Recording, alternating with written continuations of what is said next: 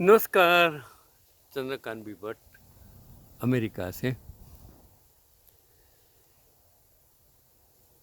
देखिए, ये विदेश है, अमेरिका है, जहाँ से मैं आपसे बात करता हूँ।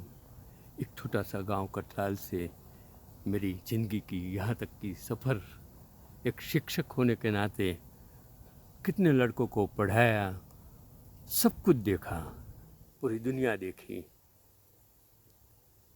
मतलब लोग देखे, समाज देखा, राजकारणी देखे, धर्म को समझा। लेकिन मैं न तो अंध श्रद्धालु बना, न तो धर्मांध बना, क्योंकि मैं मानवता में ही ईश्वर समझता हूँ। तो मैंने जो मेरा हर वीडियो आप लाइक करो न करो, सब्सक्राइब करो न करो, लेकिन ये वीडियो अगर आप किसी और को भेजेंगे, आप खुद देखेंगे, तो मेरे कहने का, समझाने का, मैं कोई धर्मगुरु नहीं हूँ, लेकिन आपको मैं जो बता रहा हूँ वो मानवता का पाठ है, मानवता का इतिहास है, मानवता की समझ है। वही तो ईश्वर है, वो मेरी समझाने की कोशिश है। वही तो धर्म है, वो समझाने की कोशिश है। तो मैंने एक आर्टिकल, सच्चा आर्टिकल पढ़ा कि 10 साल तक घूम घूम कर बेची नान खटाई, बेकरी बिजनेस से बेटी को पढ़ा रही डॉक्टरी। ये सच्ची कहानी मैंने पढ़ी कि सतारा महाराष्ट्र की सरवत गुलाम कादर शहर में अपने हाथों से बनाई नान खटाई और रोट से लिए काफ़ी मशहूर हैं। उन्होंने एक समय पर आत्मनिर्भर बनने और अपनी बेटी को अच्छी परवरिश देने के लिए बेकरी बिजनेस की शुरुआत की थी। किसी भी महिला के लिए आर्थिक रूप से निर्भर होना गर्व की बात होती है, लेकिन यह चीज़ और भी अहम तब हो जाती है जब वह महिला किसी कारण से अकेली अपने बच्चों की परवरिश कर रही होती है। और सतारा महाराष्ट्र में रहने वाली सरवत गुलाम कादर के लिए साल 2004 में कुछ ऐसे हालात बने कि उन्हें खुद को आर्थिक रूप से आत्मनिर्भर करना बेहद ज़रूरी हो गया, और तब उन्होंने बेकरी बिजनेस की शुरुआत की। कभी कभी इंसान को उसकी परिस्थिति इतनी मजबूर कर देती है। कोई औरत कभी वेश्या नहीं होती है, समाज और मजबूरी उसको इस परिस्थिति में ला देती है, और इंसान ही इनके लिए जवाबदार होते हैं कि खुद अपनी बेटी, अपनी माँ, अपनी बहन में वो जो सोच उसकी नहीं होती हैं, दूसरी औरतों के लिए वो सोच कैसे आती है, वो आपको समझने की ज़रूरत है। तो जो बेरोजगारी है, महंगाई है, मजबूरी है, आर्थिक व्यवस्था है, वो इंसान को कितनी मजबूर कर देती है, यही तो उसका कारण है। तो सरवत ने इंटर तक की पढ़ाई की, इसके बाद उसकी शादी कर दी गई थी, लेकिन कुछ कारणों से 2004 में उन्होंने अपने पति से तलाक लेने का फैसला किया, जिसके बाद वह अपने माता पिता के घर आकर रहने लगी। उस समय सरवत के ऊपर अपनी 6 महीने की बेटी की जिम्मेदारी थी। इसके साथ ही उन्हें खुद की एक पहचान भी बनानी थी। ऐसे में उन्होंने हुनर का सहारा लिया और घर से ही नान खटाई और रोट जैसी बेकरी आइटम्स बनाकर बेचना शुरू किया। सालों की मेहनत के बाद आखिरकार 2019 में वह खुद की एक दुकान खोल पाई और आज शहर में वह एक सफल बेकरी बिजनेस चला रही है। द बेटर इंडिया से बात करते हुए, मतलब जो आर्टिकल्स मैंने पढ़ा, उसमें जो आर्टिकल्स में लिखा कि वो सरवत कहती हैं कि यह सफ़र बिल्कुल आसान नहीं था, लेकिन उन्होंने हिम्मत कभी हारी नहीं और काम करती रही। हर तकलीफ़ का सामना उसने बिना डरे किया। और सिर्फ अपने काम पर ही ध्यान दिया तो नान की बेकरी बिजनेस से लगी प्रेरणा जो नाना थे उसकी बेकरी में से उसको प्रेरणा मिली। और सरवत ने बताया कि हम सिर्फ 3 बहनें हैं और सबकी शादी हो गई है, इसलिए मेरे माता पिता अकेले ही रहते थे। इनसे मुझे शुरुआती सहारा भी मिला।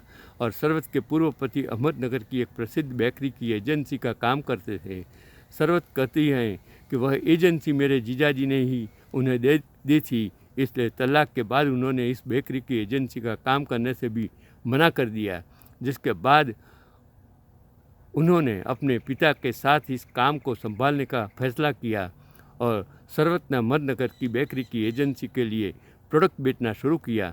लेकिन तभी उनके मामा ने उन्हें एजेंसी का काम छोड़ खुद का बेकरी बिजनेस शुरू करने की सलाह दी। दरअसल उसके नाना और मामा बेकरी का बिजनेस ही करते थे।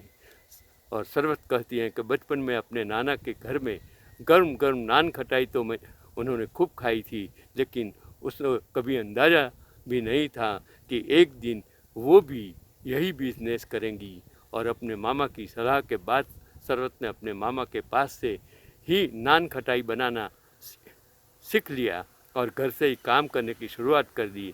वह नान खटाई के साथ साथ मुहर्रम के समय खूब खाए जाने वाले रोट भी बनाया करती थी।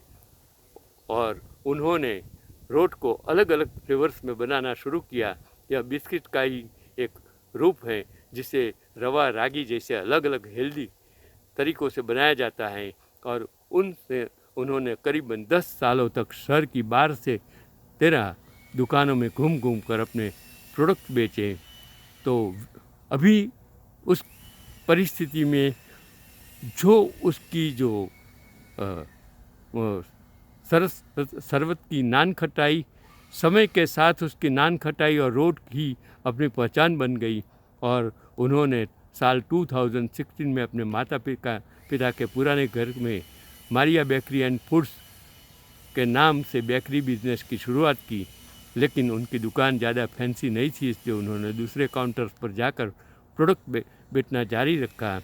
और 2019 में अपनी दुकान को बेहतर तरीके से बनाया और इसी शहर में एनजीओ की मदद से ऑटोमेटिक मशीनें भी खरीदी, जिसके बाद उन्हें कई नई प्रोडक्ट जैसे पफ, केक, डोनट्स आदि बेचना शुरू किया।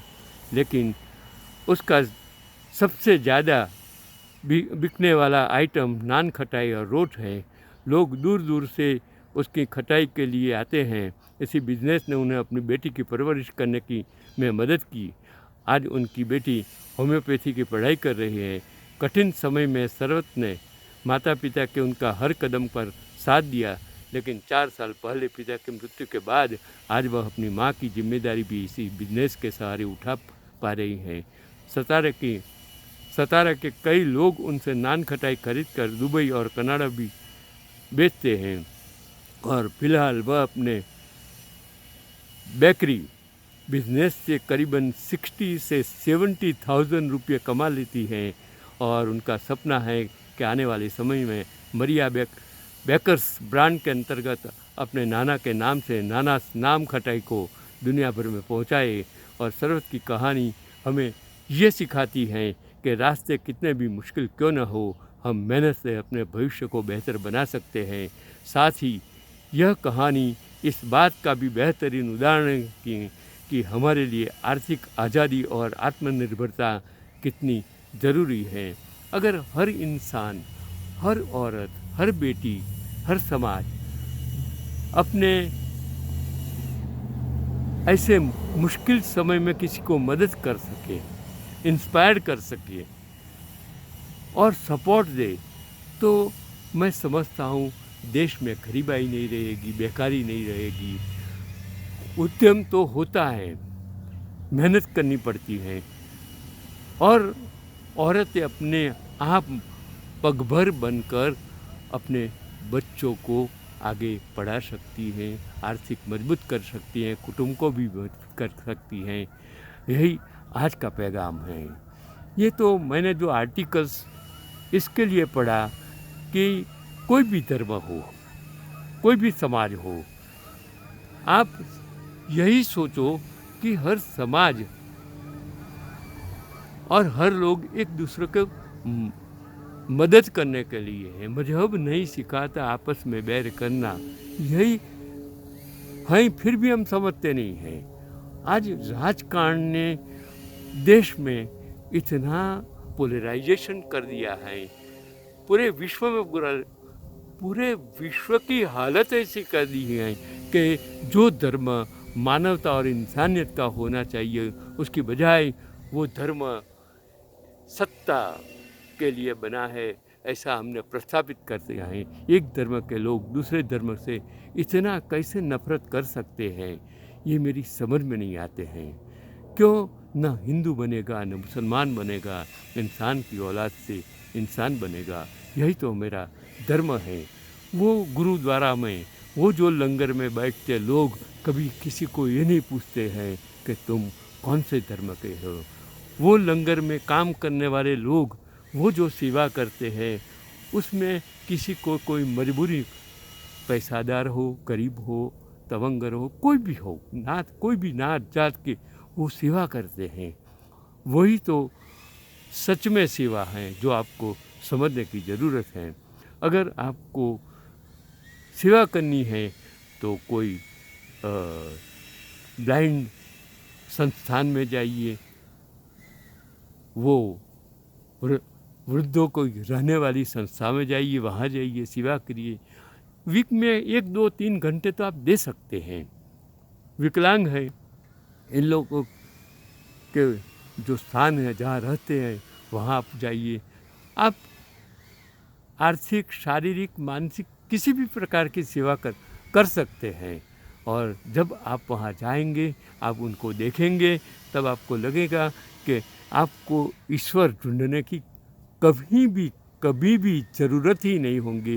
तब आपको लगेगा कि जो ये ईश्वर ने इन लोगों को किस मजबूरी में जीना सिखाया है, उनसे हम बेहतर हैं। हमारे पास जो है उसमें से थोड़ा कुछ अगर हम देंगे तो ईश्वर ज़रूर आपको